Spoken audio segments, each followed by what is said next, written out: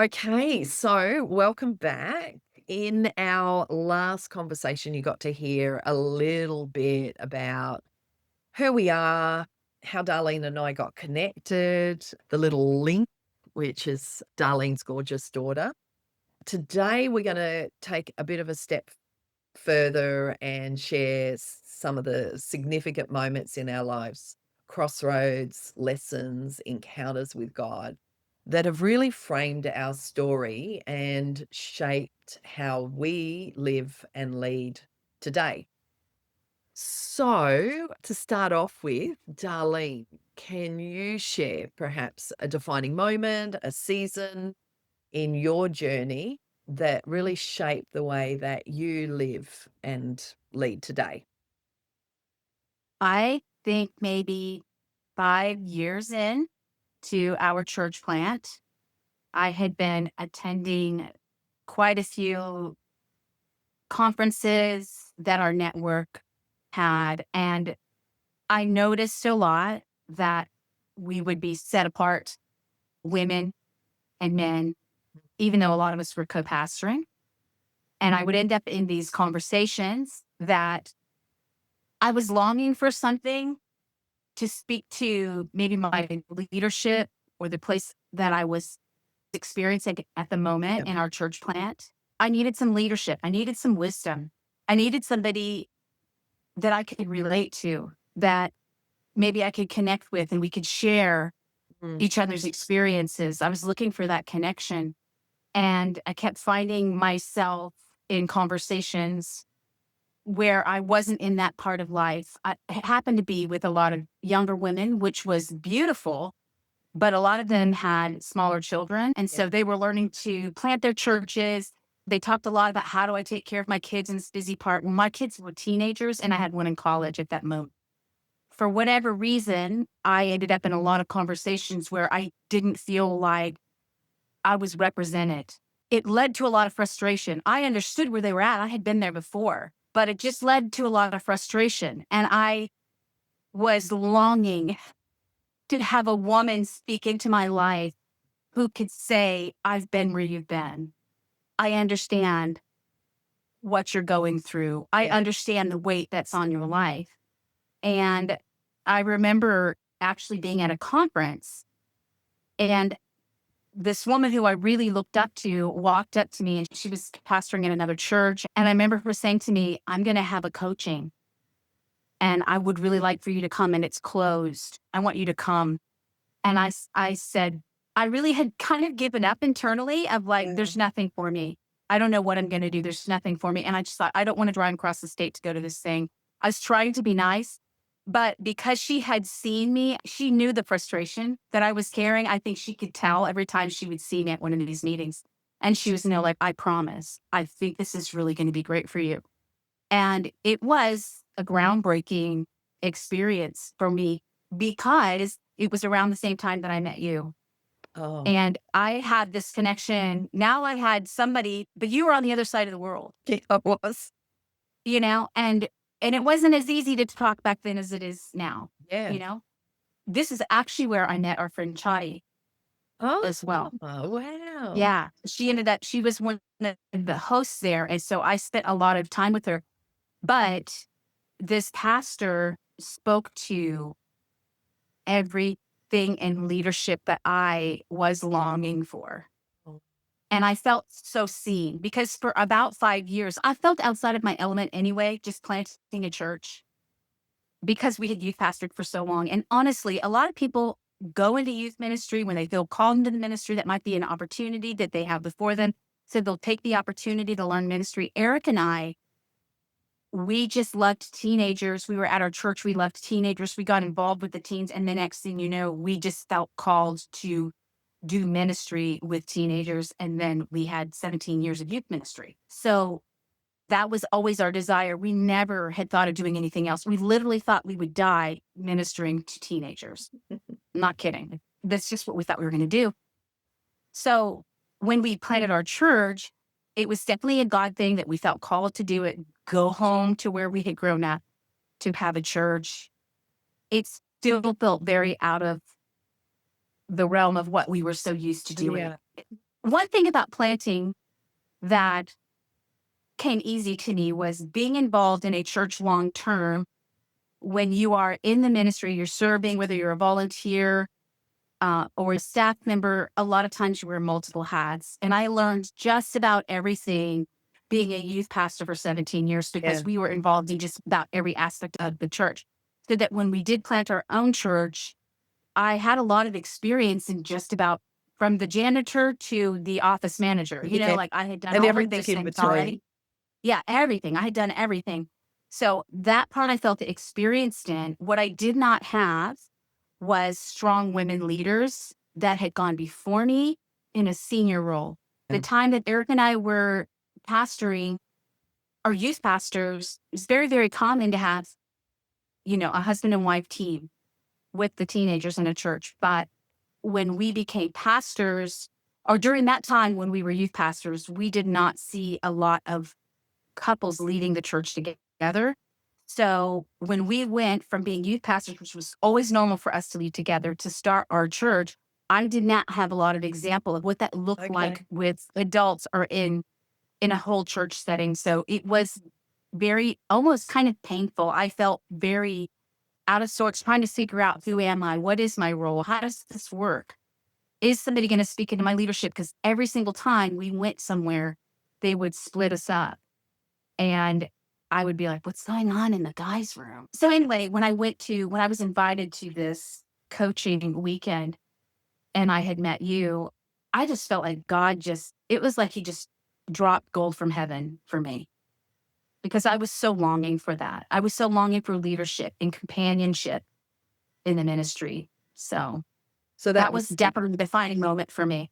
and was that around just the importance of having role models, leaders, women that would speak into your life?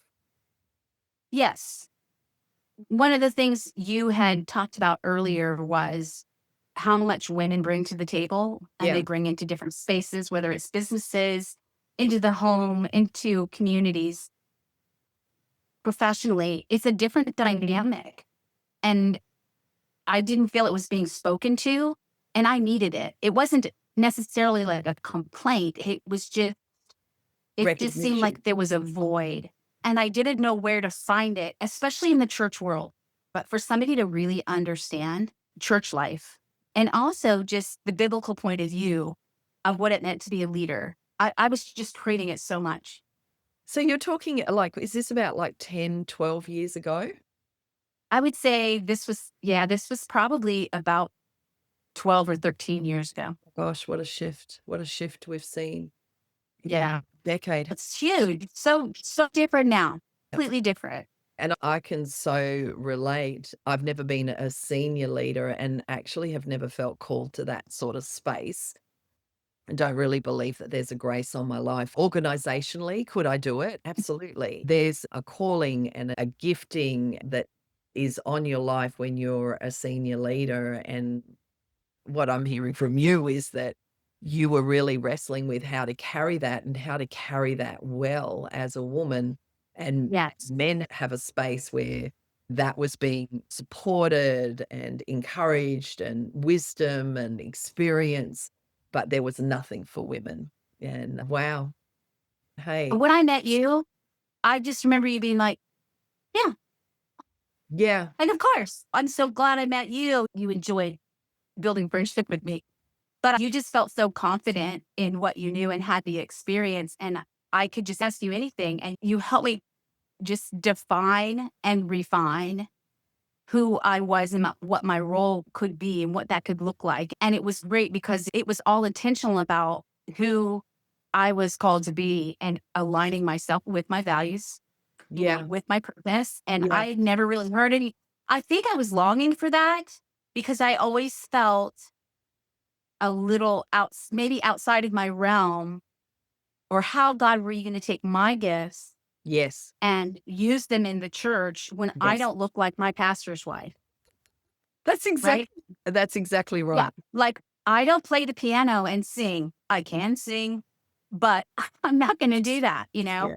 Eric and I just operated so differently. It's very, very partnership oriented. Yeah. I didn't know, was that okay? I Yeah. think I needed the permission. I needed to understand what that could look like, but at the same time to be authentic Yeah. because I just longed for authenticity. I feel like most women do. I would say most people crave authenticity and congruency. What we know is psychologically, that's the space that we flourish where we feel Yeah. like there's an alignment between who we know ourselves to be and who we are in the different spaces that we move, the different spheres that we operate in. There'll always be some difference, like my family know me in a way that my colleagues won't know me, but if there's only a little bit of overlap, then that's incongruency. There'll be a measure of overlap. And I think the blessing for me was that the church that I was raised in, I was in like it's the same church. We've just gone through different leadership, and the pastor that I grew up underneath was very valuing of women's leadership, really saw the leadership gifting on my life quite early, was really supportive of me pursuing academic study, put me into senior leadership roles, even when he received some criticism around that, placed a lot of value on what I brought to the church and to the leadership of the church.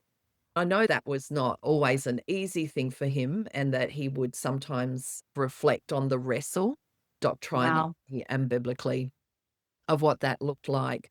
But he just consistently said, I just really feel that you are called to lead and I want to steward that gift on your life. So when I came to meet you, I think I just moved to Bali and I had come to a place. I often talk about my crossroads moment where I realized I'd just been driving home. I went to click my indicator on to turn right into Zamia Road, which was the way home. And I realized that I was just on autopilot and that I was deeply, deeply dissatisfied, but didn't have the courage to articulate that or express that. I went to my pastor and said, I just feel like something very, very precious on the inside of me is dying, and it doesn't matter what I do, I can't revive it. He was as concerned as me, I feel, because he didn't have any easy answers for me. He prayed with me. I had a conversation with my husband, and it seems pretty dramatic to go. And then we decided we were going to move to Bali. But that's where I kicked into some study. I really felt to do this course in coaching, which is similar to you. I know you've done your coaching qualifications as well. So I did my coaching qualifications. And as I was working through that process, one of the first steps, Coaching 101, is to identify your values and then really have a look at crafting a vision statement. I've preached about vision, I've unpacked steps about vision, but to actually really have it psychologically of the importance of articulating vision and creating language around vision. So learned all the keys around the as if frame and so on and so forth. And that's when I realized, oh my gosh, I am Wow. living incongruently.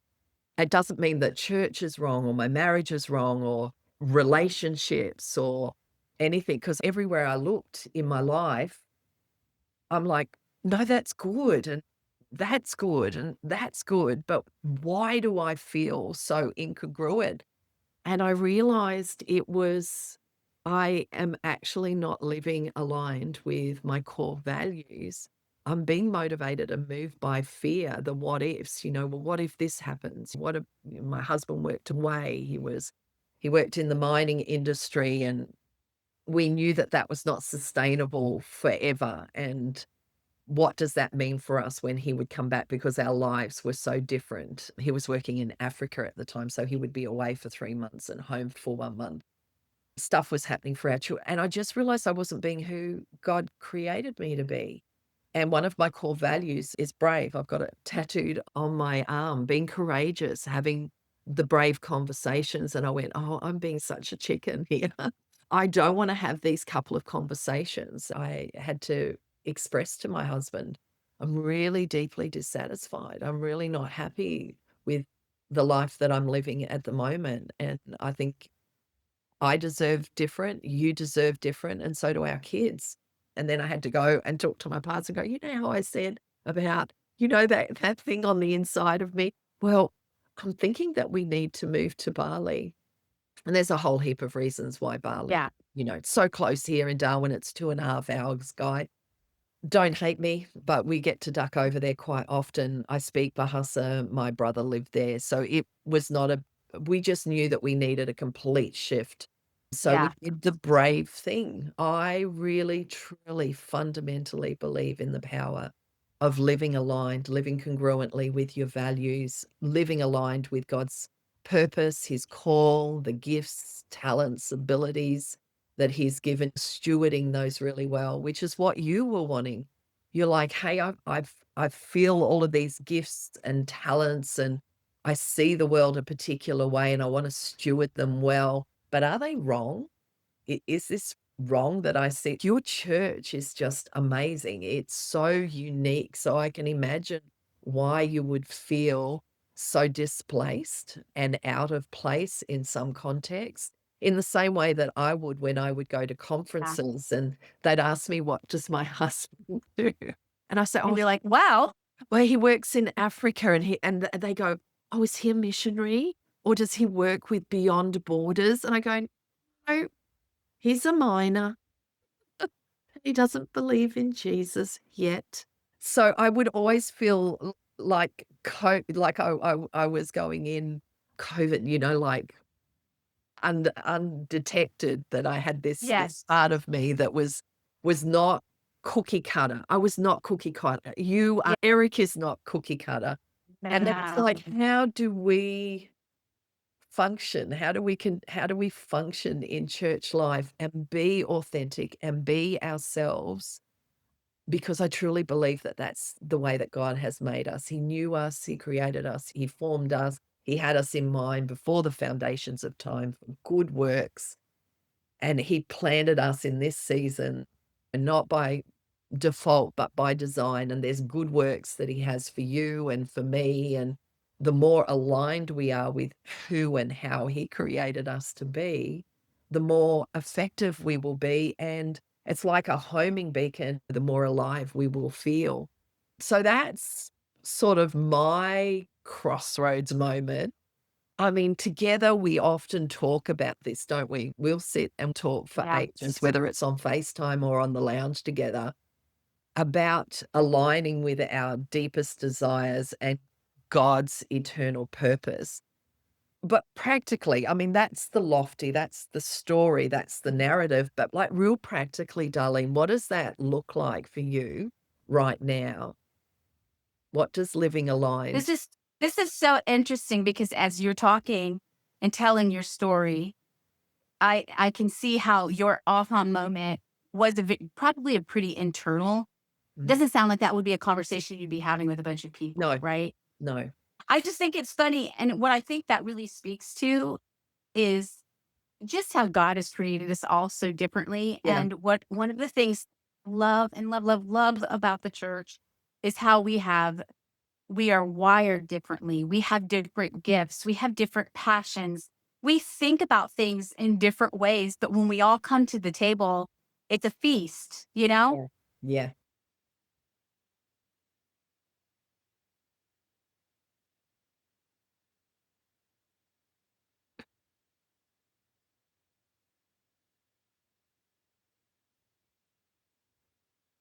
I, I find that a lot of the conversations that I have with women are they are wanting to make sure they're doing it right. yes. I want to know what God wants me to do. Am I doing it the right way? Am I asking the right questions? What Mhm. do you think? There's it's almost like they feel like it's really hard to hear and know what God wants them to do or how they're wired or if their gifts are valid, Yes, even if their gifts are valid. And what I love about even our the way both of us had these aha moments was they're so completely different yeah. because yours was very internal and mine was literally like, would somebody please just stand up and help me? You know? And that's why when I met you and you were like, well, yeah, here you go. It just helped so much. But I just hope that when people hear our story, that they can see themselves in me, that they can recognize that they can be congruent. Their life can be aligned. They Yeah. can know what God's purpose is for them. And it doesn't have to be difficult. And you can be you. Mm. I want people to feel free to be exactly who God's created them to be. And that was probably one of the struggles that I had because I also did not feel like I fit in the box just being in youth ministry for so long. That's a little rare. Not many people are youth pastors for 15 to 20 years, Yes. in one church, in Yes. one church. And I was very comfortable there. I was given a lot of freedom there. But when I was placed in a senior role, I I never had any examples set before me. So to just hear you talk about the experiences you had and how different they were from the experiences, that just like frees me up so much. And I hope that it helps other people recognize that it doesn't matter where you are, there's a starting place for everyone. And it isn't as difficult as you think to align Yeah. yourself with what God has for you. So Yeah. that Ephesians, I just think about the way the body of Christ works together. It's Yeah. beautiful. It's such a Yeah. beautiful thing. Yeah. I just got this aha moment as you were talking. I was like, oh, I just love that. I love that our experiences are so different, but yet they are so relatable for sure. Yeah, now because we have really clearly defined what our values are, and both of us have navigated some different Yeah. seasons, and we now recognize that our values stay the same of our vision, who we want to be and what we want to realize in life. And that's not so much about goals, that's more about the sort of woman that we want to be and our Yes. everyday experience, what we want that to feel like, sound like. Like, that rarely changes. What does change from season to season is what does it look like to honor those values on a daily basis, from me transitioning from staff at a church that I really love and still attend, but really feeling like I need to make a move here. And now I'm honoring the same values in a different way.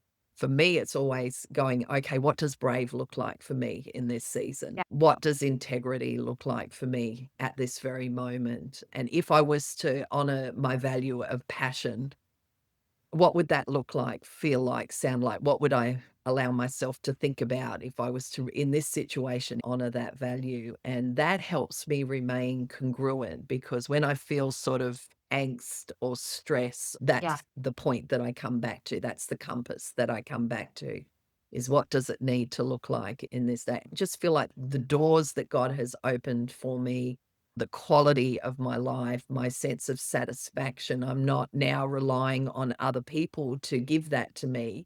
It's something that's between me and God, And yeah, so that's what it looks like for me, really practically on a day to day basis. I will reflect annually on how I feel like I'm tracking. I tend to be quite introspective or reflective, but then I'm also such a people person as well. I'm out there living the adventure as well.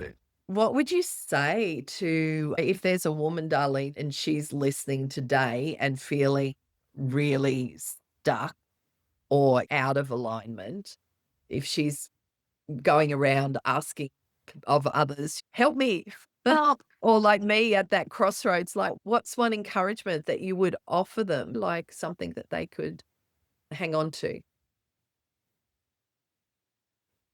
you might have to do some editing. Yeah. Honestly, like, because I saw this on the sheet that you gave me. Yeah. I didn't really get an opportunity to really think about it much because usually my first response is you need to read this book. you know, Let me go through this book with you. Are you talking about Because live aligned? I'm talking about a live aligned. Yeah. I honestly, I will shout it from the rooftops. I think, and that is where there is a difference between you and me, especially because you are a professional counselor. And I think you are so intuitively able to speak to somebody and really dig into their lives. What I have such a passion for is resourcing people. and then walking alongside them. Yeah. How can I walk alongside you right now? Mm, And let's have some conversations and mm, let's really figure out what are some of your passions. And usually that's one of the first questions that I will ask them is, what is it that you love? What are the important things? What do people say about you? What is something that keeps being repeated in your life? And really trying to give them, maybe even help them identify one value in a conversation. If I was going to just like cold call, what would you say right now to somebody who was struggling with that? I would be like, get the book,